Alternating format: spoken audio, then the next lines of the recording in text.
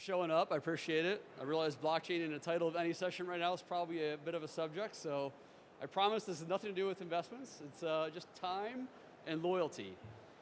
So I'm going to show you 3 stories today from those 3 brands in the session title about the rush to build brand loyalty. Right now, content is overwhelming. You probably noticed everything on your phone's yelling at you all the time. That's because everybody wants your attention. So there's some brands that are doing interesting things with blockchain technology to go around that. They're doing one of these 3 things. They're either building their own IP, they're either creating exclusive, unique content and experiences, or leveraging existing IP to build brand extensions. And that's going to mean a lot more at the end of this, hopefully, than it does right now. But why blockchain? This could be done on any technology, right? Our opinion is that people want to signal their proof of belonging to things, right? By putting themselves places physically, not just digitally. So how do I signal that in a way that everybody can see what that means? They also want immutable proof of that attendance so that they can show people down the line, whether it be 5 years now or 5 years from now or 10 years, where you were at a certain time to prove you were there. And there's also this thing happening with LinkedIn. You've probably noticed it's a bit spammy. So everyone's a little bit worried about what their CV or resume is going to look like in 5 years and how you actually prove you were a part of these teams building certain technologies at a point in time. So people want to define their moments in a verified way. And lastly, the big wave we're off to tackle with blockchain is digital ID. How do I prove that was me at that time owning this thing at a certain place? That's why blockchain has its place in this verified world, and that doesn't mean your customers need to invest any money at all. They certainly can, and one of these examples you're going to see they do, and the other 2 is just them investing their time. So before we get into those 3 stories, a real brief immersion if you're not familiar with blockchain technology and some of the terminology. I'm going to say a word no one wants to hear, which is NFT, because it's, whether you like that term or not, it's still going to be a non-fungible token a year from now, 5 years from now, with a new name or whatever. And what that means is the non-fungible side, it's not replaceable, it's unique, and it's not interchangeable. On the right, you have token. It's an asset. It communicates value, in this case, proof or access to something. It's transferable, and most importantly, it's verifiable. So where do NFTs live on a blockchain? They live on an open source ledger, a public ledger, and that's a public book of collection or recorded transactions. And it's verifiable by anybody with a PC. Not that dissimilar than your bank account, and I will just turn up the volume here, and hopefully you can hear this.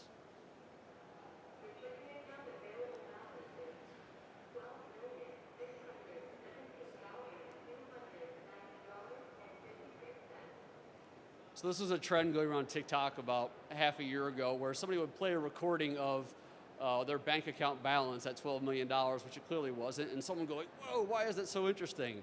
That's because people don't know what's in your bank account. It's not verifiable, right? It requires many things like permission, and it communicates dollar values, right? So NFTs allow you to signal those things publicly in a documented, verifiable way. So this is just a quick terminology thing where I might throw out some of these things, so just to cover off. An NFT is a non-fungible token. NFTs are POAPs, or proof of attendance protocols, things that you can scan to show you we're at a certain place at a certain time. Oops, sorry. You have claims and airdrops, because in this world you have minting of these NFTs or POAPs. You have a wallet or an address where they live, and you can receive these things either by claiming them or being airdropped into your wallet. So first story, Real Vision Crypto, Raoul Pal and his project. I'm not here to shill it, I don't own it. It's just a collection of 5,000 or so people, a little bit less, who chose to purchase these NFTs and be a part of his original Genesis collection, because his promise was, if you join this community, we're going to build a very strong macro collection of people who can help us navigate how to invest, where to invest, and so on and so forth. This is just a look at the art that they chose at a certain point in time. This was back in March. It had a few $1,000 membership value, if you will, at the time. There's a very long-winded description of all the things that he likes to promise about it, but more importantly, think about this membership token as being the key to the community. You're key to belonging to this crowd. And also immutable proof, because your wallet address that minted that token was the first time it entered a blockchain. So whether it changes hands once, twice, 3 times, or 100 times, you'll always be able to show that you were one of the first people who were a part of that collection. He also said we're going to build institution-grade research membership around this. It's a hive-minded community. It's really about culture and subcultures of people who want to get together from all around the world to be a part of it. And they're given a special status within that Real Vision content and investment world. He did say I want to go beyond JPEGs, even though we have cool art and whatnot. We want to unlock unique experiences. And he also said this is not something I know for sure I'll be able to tell you, and this was in May of 22, what this is going to look like in a year from now. I just know if you're here, I'll be able to get you as a part of this community that can help this thing evolve over time and adapt to the markets as we deal with them. Also, they are going to have new technologies, partner collaborations that they would all extend benefits to members of that community. Just a nice little summary of how he describes the 5,500 people who were together at this time, saying, listen, if you want to join a group of people who are all like-minded, I may have kicked something.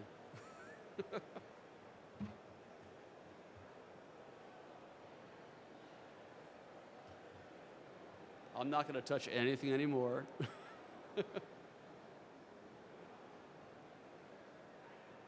We're skipping that slide. I think it might just be the slide issue.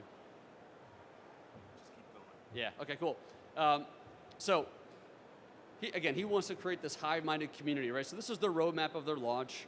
Back in May, they did an art contest to figure out what this thing might look like, and that was a way to get some interest. Then they had their first in-person community meetings that were talking about, again, how we want to evolve the technology, what we want to build, what do we envision for this thing as we go into 23, which they may have known was going to be a bit of a run into this year, as many people have discovered. They had their mint period, and then they ultimately had their discount on the Real Vision crypto content membership.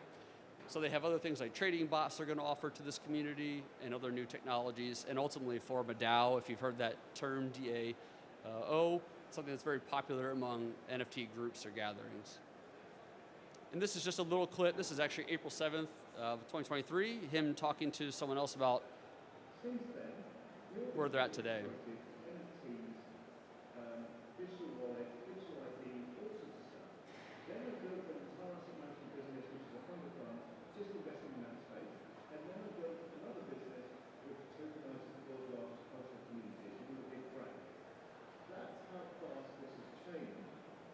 And that's just from May last year to April of this year, right? And this really proves his point that I told you it was one thing. I'm going to bring you into this group, and we're going to figure out what this looks like together based on how we're all interacting. So that's Real Vision. The next one is PwC and their tech exchange. So this is a little bit different. There's no money exchange here. This is strictly engagement and events. So just to talk about how this looks. So they had this tech exchange, which they launched around an event. If you were an early bird buyer of a ticket for the Amelia Island event, you have their Genesis token, which looked like this as you claimed it, and all you had to do was click a link and it would show up in your wallet, and you could prove that you were at this first event where the tech exchange existed. And what they did instead was they leveraged the beautiful displays that they had and all these different tech immersions and found little ways to integrate proof of attendance or proof of engagement with their events. So as you went through and demos of different technologies, at the end of it, there'd be a little QR code and you could scan it and you could prove that you went through that little tech demo, completed it, and presumably understand what that technology or what it is that you learned at the event. So they had all kinds of things from the Effectiva, embodied Moxie demos, and as someone who likes to go through and learn about certain technologies, and prove that they went there as they go back to their big corporate offices or wherever it is and show your resume of what you've learned, this is an immutable way to show that you went through a demo in person, someone gave you the ability to claim it, it's now sitting in your wallet, and you can always look back, whether it be in 6 months or a year, and show this collection of demos and events you've attended and what that means for what you know. This is just an issuance of those minting, so as you scan that QR code, these different people's name, they're popped up, it tied their profile to claim of the demo completion. So that's always a permanent record of their attendance of the event and also claiming of their demo. And they did another thing too that was cool for the speakers. So if you were a speaker at the event, I can tell you firsthand that it's really nice to just get up and get your reps in and talk to people.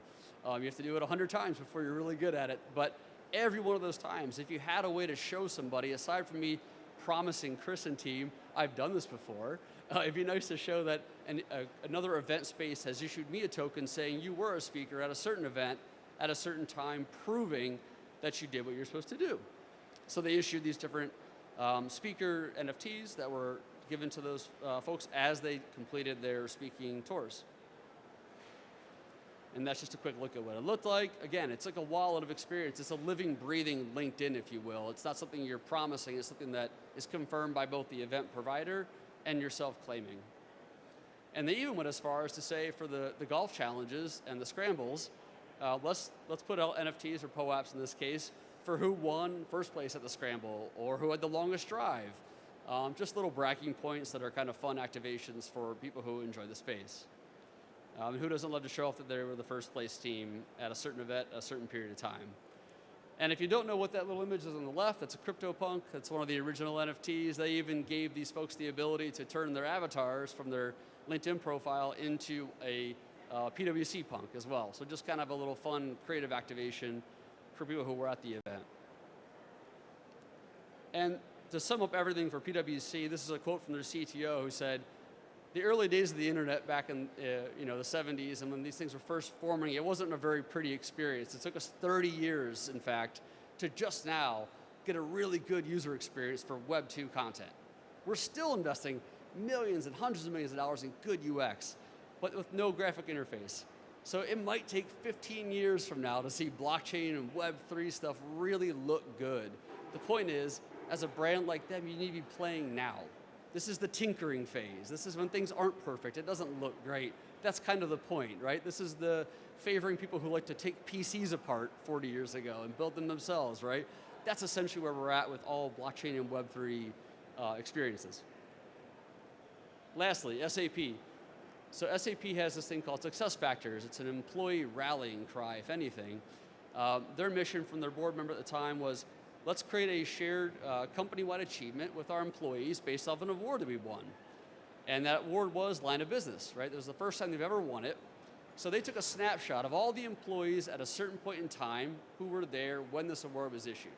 And they gave all of them the ability to claim this NFT or this POAP saying, it's proof that you were part of the SAP leadership team, this team, that team, while we won this award.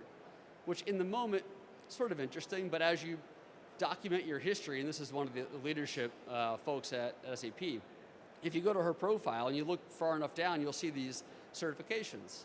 You can actually click on that certification. It will go out to the scan address where it shows that they were given that POAP, proving SAP signaled that this person was here at this company at this time to complete or be a part of this achievement. Think of all the things that's happening with what you can portray as a LinkedIn presence, which are maybe not true or not entirely clear. This is giving full credentialed proof from both the employer and the employee of certifications or verifications. And also they're modernizing the career storytelling aspect of this. So people were taking to LinkedIn to say, hey, check out what SAP did. They issued me this line of business award NFT, proving that I was a part of the leadership team at this time, bragging about their own company on LinkedIn, which we all know how hard that is to get our own employees to do. Not a simple chore. And then of course, if you claimed it, you're able to get some merchandise and books at holiday parties, just some fun activations, which who doesn't love? And then just a couple points to wrap on SAP. This was the overall mission of why we're doing this again. What if we created an NFT that would allow every SAP SuccessFactors employee to own a piece of the trophy? And this is really the future of employer-employee relationships, which is, let's celebrate these things together, these milestones that I'm going to happily give you a part of, an immutable proof that you were part of this communication or achievement when it happened. And this is actually, SAP is a board member of Velocity Network, and this is their CEO. And I thought this is really a good point to kind of bring home the role of technology and the gap where we're at today, which is the world of verifying records is a very manual process. And if you've ever hired anybody or gone through all of that, checking out different potential employees, it's a very labor-intensive process. In fact, a $17 billion industry of phone calls and screenings. There's that gap that we can close using blockchain technology and AI, where someone could go and scan all the different wallets that I have and all the achievements that I have, and do some of that validation or verification without anybody having to do it over a phone call. Really a big chunk to eat in this gap of this market at $17 billion.